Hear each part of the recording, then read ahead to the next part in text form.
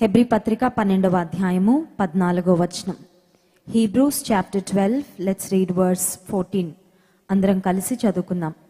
అందరితో సమాధానమును పరిశుద్ధతయు కలిగి యుండుటకు ప్రయత్నించుడి.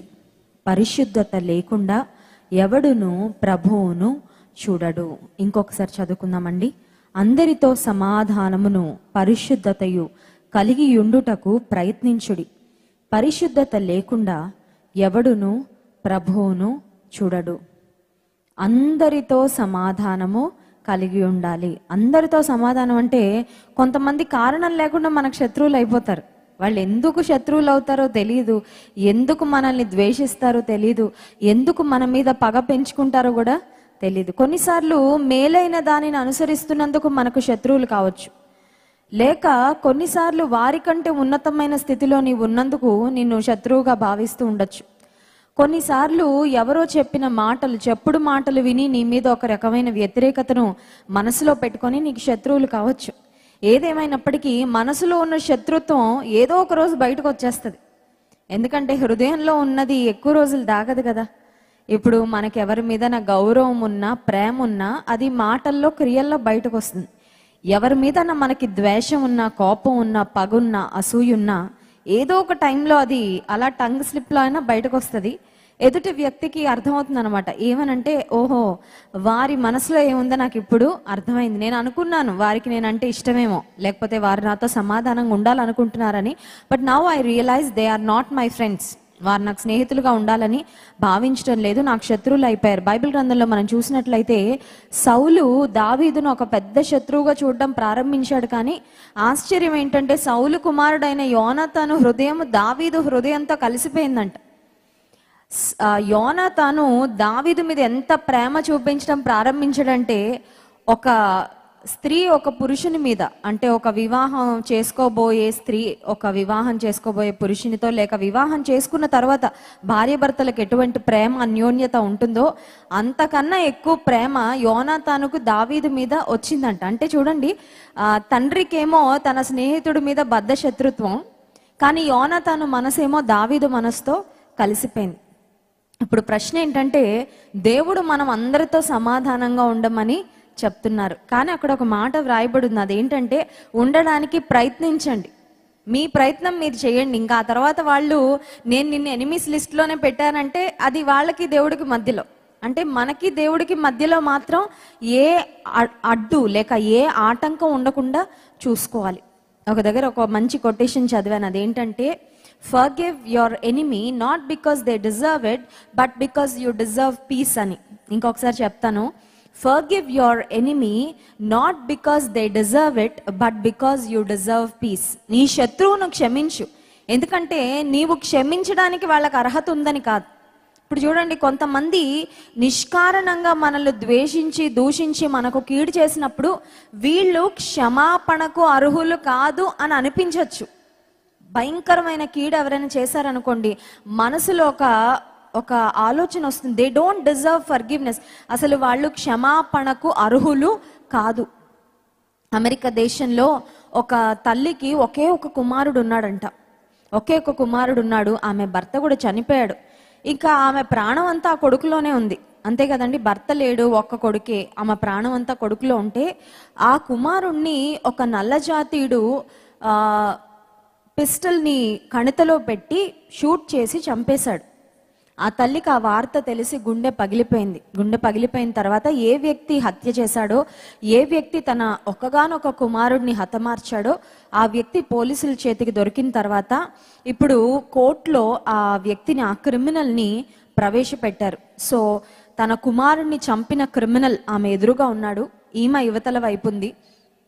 ఇప్పుడు ఆ జడ్జి ఆమెను అడుగుతున్నాడు, అమ్మా నీ ఒక్కగానొక కుమారుడిని అసలు ఏ కారణం లేకుండా వీడు చంపేశాడు, అసలు వాళ్ళిద్దరికీ పరిచయం లేదు, ఏమీ లేదు, మరి డబ్బు కోసం చంపాడో, మరి దేనికోసం, సరదా కోసం చంపాడో మనకు తెలియదు, కానీ నిష్కారణంగా చంపేశాడు. మీరు ఏ తీర్పిస్తే ఆ తీర్పు, మీరు ఏది చెప్తే అది చేద్దాము అని ఆ తల్లికి అప్పచెప్పేశారు.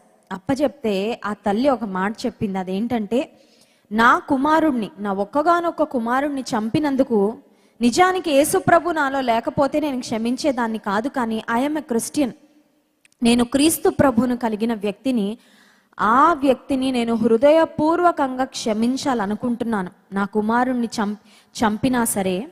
ఇంకోటి ఏంటంటే, నాకు ఇప్పుడు కుమారుడు లేడు, నా భర్త చనిపోయాడు, నాకు బంధువులు ఇరుగు పొరుగు వారు కూడా ఎవరు లేరు నన్ను పరామర్శించేవారు. ఆ వ్యక్తిని, ఆ క్రిమినల్ని, నేను ఆ దుండగుణ్ణి హృదయపూర్వకంగా క్షమిస్తున్నాను. ఇంకోటి నేనేం అడగాలనుకుంటున్నానంటే, ప్రతి నెల ఒకరోజు మా ఇంటికి ఆ అబ్బాయి డిన్నర్కి వస్తే, ఆ అబ్బాయిలో చనిపోయిన నా కుమారుణ్ణి చూసుకొని, నేను నా చనిపోయిన కుమారునికి ఎలా ప్రేమను చూపిస్తానో, నా కుమారుని చంపిన వీడికి కూడా, ఈ వ్యక్తికి కూడా అలాంటి ప్రేమ చూపించాలనుకుంటున్నాను. ఎందుకంటే యేసు ప్రభు నా హృదయంలో ఉన్నాడు, నేను హృదయపూర్వకంగా క్షమించాలనుకుంటున్నాను అని ఆ తల్లి చెప్పగానే కోర్టులో అక్కడే చాలా మంది ఫెయింట్ అయిపోయారంటండి. ఎందుకు ఈ మాటలు చెప్తున్నానంటే, ఇది నిజంగా జరిగిన సంఘటన. ఆమెలో ఉన్న మనసు అది యేసయ్య మనసు తప్ప ఇంకేమీ కాదు. కొన్నిసార్లు చూడండి, మనకెవరైనా అపకారం చేస్తే కొన్నిసార్లు వారాలు గుర్తుపెట్టుకుంటాం, కొన్నిసార్లు నెలల తరబడి గుర్తుపెట్టుకుంటాం, కొన్నిసార్లు సంవత్సరాల తరబడి సంవత్సరాలు గడుస్తున్న ఆ మెమరీస్ చాలా ఫ్రెష్గా ఉంటాయి. ఆ జ్ఞాపకాలు, ఆ హర్ట్, ఆ గాయం ఏదైతే మన మనసుకు తగిలిందో ఆ గాయం చాలా ఫ్రెష్గా ఉంటుంది. దాని గురించే జ్ఞాపకం వచ్చినప్పుడల్లా బీపీ పెరుగుతుంటుంది, లేకపోతే జ్ఞాపకం వచ్చినప్పుడల్లా వాళ్ళ మీద బాధ వస్తూ ఉంటుంది. అయితే యేసుక్రీస్తు ప్రభు మనకు నేర్పించింది ఏంటంటే, చేతనైనంత వరకు ప్రతి ఒక్కరితో సమాధానంగా ఉండడానికి ప్రయత్నించాలి. అంటే సింపుల్గా చెప్పాలంటే, నా ఎనిమీస్ అనే లిస్ట్లో ఎవరు లేరు అని మనం చెప్పగలిగితే మనం అందరినీ క్షమించినట్లు. అర్థమవుతుందండి? ఫ్రెండ్స్ లిస్ట్లో ఎంతమంది ఉన్నారనేది it's up to us. Of course మన స్నేహితులు అందరికంటే మన బెస్ట్ ఫ్రెండ్, ప్రాణ స్నేహితుడు యేసయ్య, ఆయన ఫస్ట్ ఉండాలి. ఇంకా తర్వాత ఎంతమంది ఉన్నా పర్వాలేదు, దానికి పెద్ద సమస్య లేదు. కానీ నేను క్షమించలేని వ్యక్తులు, నన్ను బాధ పెట్టిన వ్యక్తులు, నన్ను ఇబ్బంది పరిచిన వారు, లేకపోతే నన్ను అవమానకరంగా మాట్లాడిన వారు, నన్ను అపార్థం చేసుకున్నవారు, నన్ను తీర్పు తీరుస్తూ మాట్లాడిన వారు, నా పరువు లేకపోతే నా ప్రతిష్టను మంట కలిపిన వారు, నాకు విరోధంగా లేనిపోని విషయాలు కల్పించి మాట్లాడిన వారని కొన్నిసార్లు ఒక లిస్ట్ ఉంటుంది మనకి. ఆ లిస్ట్లో ఇంకెవరు లేకుండా ఉంటే మనం అందరితో సమాధానంగా ఉన్నట్లు. అంటే బహుశా వాళ్ళ దగ్గరికి వెళ్ళి నేను నిన్ను క్షమిస్తున్నాను అని చెప్పే పరిస్థితి కూడా లేకపోవచ్చు. ఎందుకంటే వాళ్ళు నీ శత్రువులు, నిన్ను ఒక శత్రువుగా చూస్తున్నారు. కాబట్టి నీ వెళ్ళి నేను నిన్ను క్షమిస్తున్నానంటే నీ క్షమాపణ ఎవరికి కావాలి వెళ్ళి అంటారు. ఎందుకంటే వాళ్ళకు ఆల్రెడీ శత్రుత్వం ఉంది కదా. So they don't expect you to forgive them. నువ్వు క్షమిస్తున్నానని చెప్పినా కూడా వాళ్ళకి దాని విలువ కూడా తెలియదు. కానీ ఇందాక నేను చెప్పాను కదా quotation, forgive your enemy not because they deserve it. నీ శత్రువును క్షమించు, ఎందుకంటే యేసయ్య చెప్పాడు కాబట్టి క్షమించు. యేసయ్య చెప్పాడు కాబట్టి, యేసయ్య నుండి అన్లిమిటెడ్ ఫర్గివ్నెస్ మనం పొందుకున్నాం కాబట్టి మన శత్రువులను క్షమించాలి. అండ్ సెకండ్ థింగ్ ఏంటంటే, నీకు పీస్ కావాలి కాబట్టి నువ్వు క్షమించాలి. నీ మనసులో బాధ లేకపోతే నీ మనసులో ఎవరైనా నీకు చేసిన గాయాలు నీవు ఉంచుకున్నంతసేపు, నీవు వాటిని క్షమించనంతసేపు నీవెవ్వరిని కూడా మరి ఆనందంగా వారిని పలకరించలేవు. నీ మనసులో ఒక రకమైన అలజడి ఉంటుంది, నీ మనసులో ఒక రకమైన అసమాధానం. You will lose your peace. సింపుల్గా చెప్పాలంటే మనలో ఆ సమాధానం ఉండదు. నా మట్టుకు నేను దేవుని సన్నిధికి వచ్చినప్పుడల్లా అదే ప్రేయర్ చేసుకుంటాను, ప్రభువా నేను క్షమించలేని వ్యక్తులు అనే లిస్ట్లో ఎవ్వరూ ఉండకూడదు. ఎవరైనా ఆ లిస్టులో సడన్గా ఎవరైనా ఆ లిస్టులో పడిపోయినా మళ్ళీ ఆ లిస్టుని క్లియర్ చేసేసుకోవడానికి ప్రయత్నం చేస్తూ ఉంటాను, as much as I can. ఎంత త్వరగా ఆ లిస్ట్ క్లియర్ చేసుకోగలిగితే అంత మనశ్శాంతిగా ఉంటుంది. ఇంకో మాటలో చెప్పాలంటే, మనం ఎవరినైనా క్షమించలేనప్పుడు ఆ క్షమించలేని మనసు అనేది దేవునికి మనకు మధ్యలో ఒక అవాంతరంగా ఉంటుంది. దేవునితో నీ సహవాసాన్ని అది బ్లాక్ చేస్తూ ఉంటుంది. చూడండి, కొన్నిసార్లు చాలా పెద్ద పెద్ద బిల్డింగ్స్ ఉన్నప్పుడు సెల్ ఫోన్ టవర్స్ మన ఏరియాలో ఉన్నా కూడా టూ మెనీ బిల్డింగ్స్ అవ్వడం వల్ల సిగ్నల్స్ బ్లాక్ అయిపోతూ ఉంటాయి.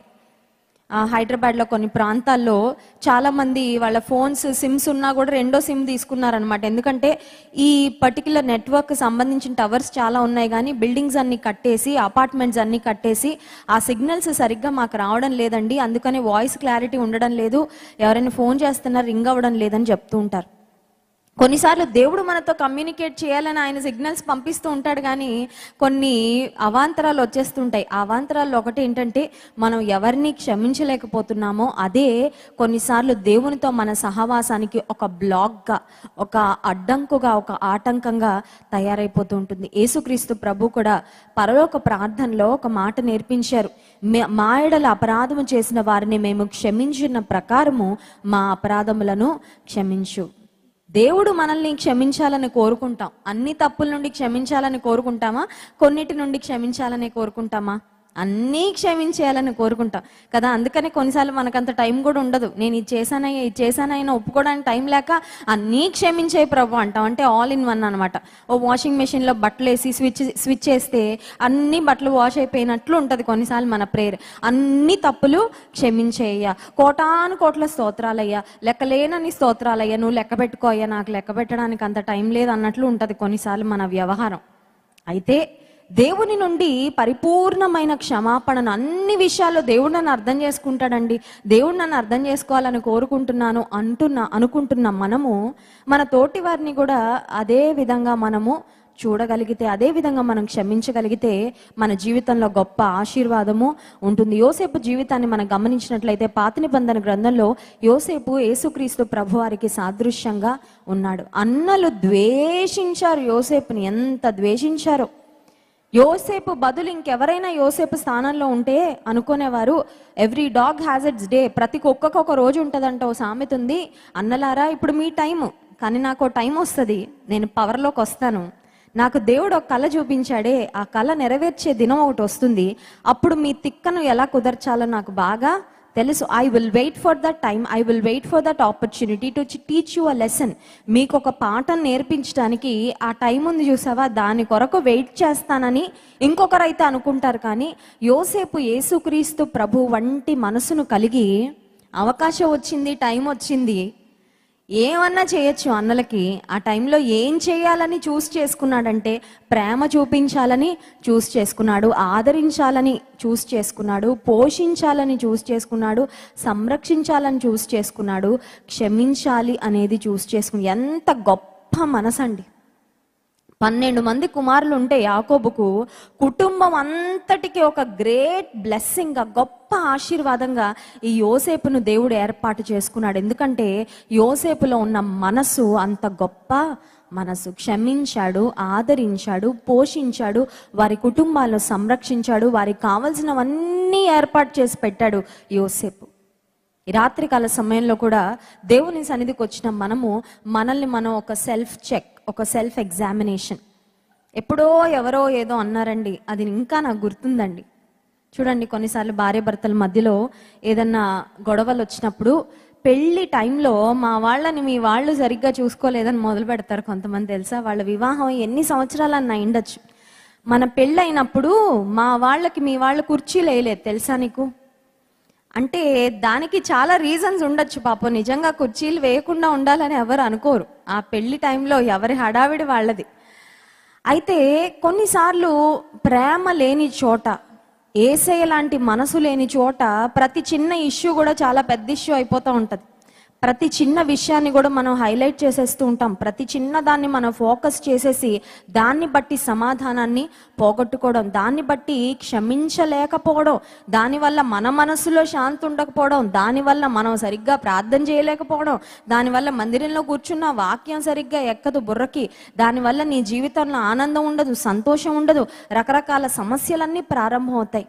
అందుకే దేవుని గ్రంథం సెలవిస్తుంది, అందరితో సమాధానము, అలాగే రెండవది పరిశుద్ధత కలిగి ఉండుటకు ప్రయత్నించండి. కొంతమంది ఎలా ఉంటారంటే అందరితో సమాధానంగా ఉండాలని, I'm friends with the whole world, అందరు నాకు ఫ్రెండ్సే, అందరూ నా వాళ్ళే, అందరూ నాకు కావాలి, అందరినీ నేను చేర్చేసుకుంటాను, అందరితో ఒక ఫెవికాల్ లాగా నేను గ్లూ అయిపోతాను అనుకుంటారు. అయితే విశ్వాస జీవితంలో బ్యారియర్స్, బౌండరీస్ అనేవి చాలా ప్రాముఖ్యం. ఎవరితో ఎంతవరకు ఉండాలి, ఎవరిని ఎంతవరకు మనము మరి మన రిలేషన్షిప్స్లో ఎవరికి ఏ స్థానం ఇవ్వాలో అది కూడా ఒక జ్ఞానాన్ని కలిగి ఉండాలి.